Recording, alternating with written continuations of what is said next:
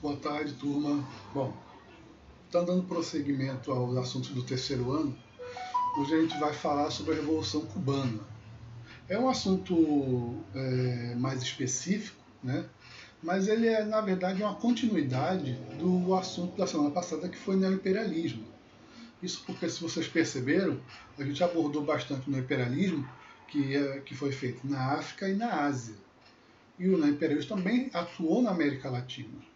Mas aí, como o assunto ia ficar bastante extenso, eu preferi desmembrá-lo, né, do neoimperialismo, apesar de estar dentro do contexto, e explicar mais profundamente a Revolução Cubana, que é um assunto que traz muita curiosidade, principalmente na atualidade, com essa relação que tem os Estados Unidos dentro da América Latina, né, onde sempre o Estado cubano é abordado, né, e muitas pessoas eles não conseguem compreender qual seria essa relação de Cuba com os Estados Unidos. Né? História de Cuba. Então vamos começar falando um pouquinho sobre a história de Cuba. Né? Dentro do processo do imperialismo provocado pelos Estados Unidos na América Latina, destaca-se a relação com Cuba. Vale lembrar que os Estados Unidos teve uma influência dentro do neoimperialismo em vários países, para não dizer todos, da América Latina. Né? Mas essa relação ficou ainda mais exposta dentro dessa relação com Cuba. A história escrita da ilha começa com a penetração da Espanha e a criação da Capitania Geral de Cuba a partir de 1492, né? Ou seja, assunto do segundo ano, né? Colonização da América e descobrimento da América também. Né? Em 1898, após o fim da Guerra Hispano-Americana, naquele mesmo ano, a Espanha e os Estados Unidos firmam o Tratado de Paris, que estabelecia a cessão das colônias espanholas de Guam, Filipinas, Porto Rico e Cuba aos Estados Unidos. Ou seja, essas regiões passariam a ser territórios dos Estados Unidos, né? Estariam sob, vamos dizer assim, a proteção norte-americana. Assim, a ilha deixava de ser colônia da Espanha para se tornar território ocupado pelos americanos. Em 1902, termina a ocupação americana, estabelecendo-se uma república e passando-se o poder a um recém-eleito governo cubano. Cuba conquistava assim formalmente a sua independência. Então nós podemos dizer, turma, com naturalidade, que os Estados Unidos apoiaram a independência cubana, né, da Espanha, mas é óbvio com segundas intenções, né, justamente para poder explorar a região no lugar dos espanhóis. Mas ainda assim o povo cubano lutou para ter essa independência. E um dos principais líderes desse processo, que está aí no centro da gravura, é José Martim Pérez. O apóstolo, como era conhecido, foi o herói nacional de Cuba. Né? E a Constituição pós-colonialismo. A primeira Constituição do país, elaborada em 1901, concedia aos norte-americanos o direito de constituir bases militares em território cubano. Ou seja, turma, os americanos exigiram, por terem ajudado, né, os cubanos na independência, que eles colocassem por escrito na Constituição que eles teriam o direito de montar uma base militar dentro do território cubano, em Guantánamo, que inclusive até os dias de hoje está lá sob domínio americano. Nós estamos já no século XXI, né? E essa base militar foi montada no início do século XX, né? Mais de 100 anos. Além disso, a economia da ilha manteve o caráter agrário exportador, produzindo açúcar para abastecer os Estados Unidos, que controlavam cerca de 80% de tudo que se produzia no país. Ou seja, a cultura da cana, né, que fazia com que a produção fosse toda para a Espanha, só fez mudar, né, a metrópole, né, que nesse caso passou a ser os Estados Unidos a receber toda a produção, né, de açúcar cubano, né, cerca de 80% de tudo que o país produzisse no país. Os sucessivos governos que se formavam em Cuba após a independência eram ditaduras submetidas aos interesses norte-americanos. Aí vem a questão, né? Ditaduras. Muito se critica a ditadura, né, que existe em Cuba, né? Mas já existiam ditaduras muito antes da chamada ditadura atual, né? E é justamente por isso que houve a Revolução, né? No entanto, como era uma ditadura alinhada ao interesse norte-americano, os americanos faziam vista grossa, uma vez que toda a produção do açúcar, né, toda a questão econômica estava do jeito que os americanos quisessem. Então eles podiam ter a ditadura que quisessem, contanto que as suas obrigações para com os Estados Unidos continuassem intactas. Em 1952, o coronel Fulgêncio Batista, que governou Cuba entre 1940 e 1944, voltou ao poder graças a um golpe de Estado, que impediu a vitória do oposicionista Fidel Castro na eleição presidencial. Então, Fidel Castro, que muitos chamam de ditador, né, ele havia ganho a eleição, só que não assumiu a presidência justamente porque houve um golpe que impediu que ele assumisse e colocou no poder Fulgêncio Batista, que vai acirrar ainda mais a ditadura no Estado cubano. Que, nesse caso, como tinha um apoio americano, aí podia ser a ditadura, né? É a chamada ditadura capitalista. Os descontentamentos com a ditadura de Batista cresciam e, na clandestinidade, os rebeldes organizaram um movimento revolucionário liderado por Fidel Castro e pelo argentino Che Guevara, né? Ou seja, como o processo democrático foi corrompido, né, a alternativa que eles encontraram foi iniciar um movimento revolucionário. Por defenderem a reforma agrária, os revolucionários passaram a contar com o apoio dos camponeses e deram início a um movimento de guerrilha. Os rebeldes pregavam o fim da corrupção nos meios políticos, ganhando adeptos também nos centros urbanos. Então vejam bem, os revolucionários liderados por Fidel Castro, eles passaram a ter apoio tanto dos camponeses quanto das pessoas nos centros urbanos, né? Em dezembro de 1958, os revolucionários tomaram a capital Havana, forçando a queda de Batista, que renunciou e se exilou na República Dominicana. E aí nós temos a gravura, né, a foto, que mostra justamente um acampamento da guerrilha, né, que já estava se preparando para se dirigir em direção à capital cubana, né. Mapa de Cuba. Bom, aí vocês estão vendo, turma. Esse mapa mostra o local da chegada dos rebeldes no final de 56, reduto dos rebeldes em Sierra Maestra. O mapa também mostra o caminho dos rebeldes para Havana em dezembro de 58. Vejam que eles chegaram no lado sul da ilha e foram avançando até chegar no norte, onde situa-se a capital, Havana, onde eles concluiriam a Revolução, como está mostrando na gravura aí ao lado direito, né? Vitória da guerrilha em 1959, chegada em Havana.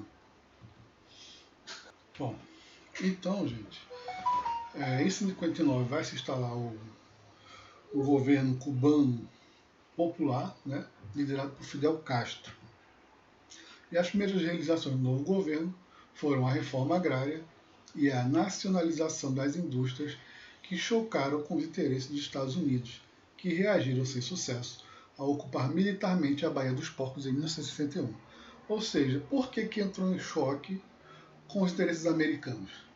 O território cubano, gente, ele era todo de domínio americano. E o novo governo, uma das suas primeiras medidas vai ser a nacionalização e a reforma agrária. Ou seja, vai ser a redistribuição de renda, de território dentro de Cuba. Vai tirar das mãos do governo americano, né, tudo o que eles ganhavam lá. Obviamente eles não vão gostar nada disso. E é justamente por isso que eles vão tentar tomar de volta o território cubano num golpe fracassado na Baía dos Porcos em 1961. No ano seguinte, como represária à derrota, né, para os cubanos, os americanos expulsam da OEA, a Organização dos Estados Americanos, cujo qual é liderado pelos próprios Estados Unidos, e vai impor à nação cubana um boicote comercial que permanece até os dias de hoje, né? Ou seja, mais de 50 anos de boicote comercial. Não existe território no mundo que consiga sobreviver sem poder negociar com outro país, né? É uma das questões que nós vimos até no ano passado sobre o mercantilismo, para poder manter equilibrado e saudável a balança comercial. Qualquer país precisa vender e comprar produtos, principalmente vender, né, para ter a economia saudável, mas os cubanos foram proibidos de comercializar com qualquer outro país. Ou melhor dizendo, os outros países foram proibidos pelos Estados Unidos de comercializar com Cuba. Ao lado, mais uma foto mostrando justamente os dois principais líderes da Revolução Cubana, né? Che Guevara e Fidel Castro. E como Cuba estava isolada pelo governo norte-americano durante um período que era justamente a Guerra Fria, obviamente, se você não tem o apoio americano, que eles até procuraram os Estados Unidos, mas foram praticamente ignorados, então os cubanos vão atrás da União Soviética, né? E aí o governo de Fidel Castro vai se aproximar dos soviéticos, cujo qual vão passar a fornecer aos cubanos apoio militar e petróleo, e a garantir a importação de açúcar, tornando-se um aliado econômico e ideológico, ou seja, toda a produção de açúcar, né, que na época do Fulgêncio Batista ia para os Estados Unidos, agora vai para a União Soviética. E aí na gravura a relação entre soviéticos e cubanos, né, de um lado Fidel Castro e do outro então presidente soviético Nikita Khrushchev. Mais embaixo a chegada de Fidel Castro na União Soviética, né, também acompanhado pelo Nikita, e ao lado, já um pouco, alguns anos mais à frente, o Fidel Castro se encontrando com outro presidente soviético, nesse caso Mikhail Gorbachev, né, que vai ser justamente o último presidente da União Soviética. Cuba atual, né? Como você sabe muito bem, a União Soviética acabou deixando de existir, né? E por isso Cuba vem se enfraquecendo por causa do boicote capitalista. E por esse enfraquecimento, por estar isolada comercialmente, Cuba então resolveu abrir a economia internacional. Setores como o turismo têm crescido significativamente nos últimos anos. Ou seja, como é uma ilha caribenha, né, de clima tropical, eles então começam a apostar no turismo para atrair a economia, né? Ainda assim com muitas ressalvas do governo norte-americano, né? Que apesar de liberar para o turismo, ainda existe muito embargo econômico. Não é à toa que, por exemplo, nessa foto aí embaixo, vocês podem perceber que mesmo com o arroxo, o boicote econômico, existe aí uma contradição. Ao fundo a placa dizendo que vamos bem, estamos bem, né? Mas no primeiro plano o automóvel antigo, que mostra justamente o período em que os americanos deixaram de se relacionar comercialmente com Cuba, justamente naquele momento em que eram vendidos esses automóveis. Todo mundo sabe muito bem que os automóveis são bem mais modernos hoje em dia, mas como existe o boicote econômico, né, eles não chegam à ilha. E por isso permanecem os mesmos automóveis da época da Revolução. Aí, cartaz nacionalista, de otimismo ao fundo e carro antigo cubano em primeiro plano, mostrando essa contradição que só acontece por quê? Pela gravura adiante, que é justamente o quê? Uma charge que mostra o embargo econômico norte-americano. Aí mostra no meio os Estados Unidos, que são a favor da continuidade do embargo para Cuba, e ao redor toda a comunidade mundial que é contra esse embargo, que quer ver o fim desse embargo econômico para voltar a negociar com os cubanos, né? E por fim, gente, nós temos aí um hotel, né, gravura de hotel, foto de hotel em Cuba, que mostra justamente essa abertura ao turismo que foi a solução encontrada para poder dar um respiro à economia cubana. Né? E é justamente nesse patamar que encontra-se o Estado cubano atualmente.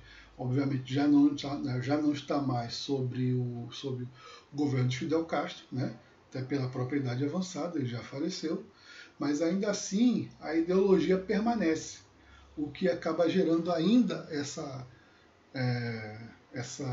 indignação do governo americano, que todo mundo acredita que só vai liberar esse embargo, né, só vai acabar de vez com esse embargo quando Cuba realmente se transformar em uma nação capitalista. Talvez essa é a única maneira que os Estados Unidos encontram para poder aceitar que o Estado cubano possa fazer parte de uma comunidade econômica. Né? Mas até lá, o embargo provavelmente vai permanecer. Né? O que mostra justamente essa relação entre Cuba e os Estados Unidos, dentro daquela ótica capitalista do neoimperialismo. Né? Eles querem que eles se transformem em capitalistas para voltarem a ser um centro de exploração, seja de mão de obra barata ou seja de recursos naturais, como acontece com a maioria dos países da América Latina. Né? E o nosso país não é diferente, infelizmente. Bom, turma, espero que vocês tenham entendido. Né? Qualquer coisa pode mandar perguntas pelo Zap. E mais tarde eu envio atividades para vocês, tá ok? E como sempre, vocês perguntas e respostas no caderno e manda foto para mim pelo Zap, tá ok? Então até a próxima. Tchau, tchau.